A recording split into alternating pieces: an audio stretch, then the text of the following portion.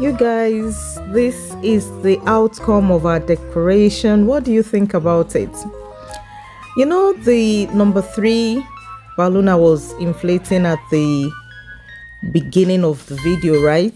That balloon popped and I could not use it. If this was a client's job, what would you have done? Leave your comments in the comment section.